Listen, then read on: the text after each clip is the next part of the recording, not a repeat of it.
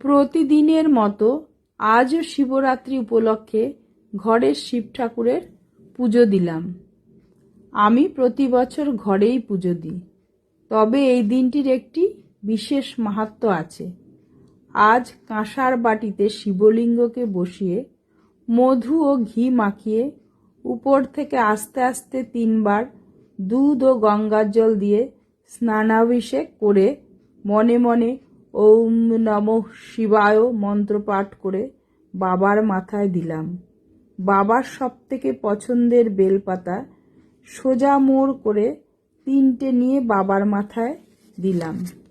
তারপর এক এক করে ধূত্রর গোটা, ধূত্রর ফুল, আকন্দ ফুল, কলকে ফুল দিয়ে বাবাকে যথাযথ স্থানে বসালাম। ভেজানো সাবু, নারকেল কোড়া, কলা, কাঁচাগোল্লা, মিষ্টি, জল, নানা রকম ঘরোয়া উপাচারে সাজিয়ে দিলাম।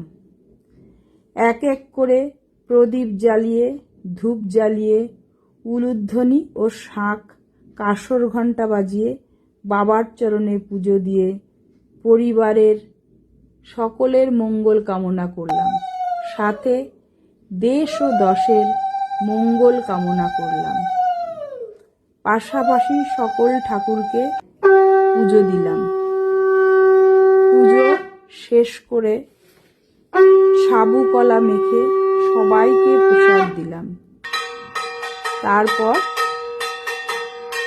বাবার কাছে পুজো দিয়ে মনের খুব আনন্দ ও স্বস্তি পেলাম। তোমরাও সকলে ভালো থেকো বাবার আশীর্বাদে।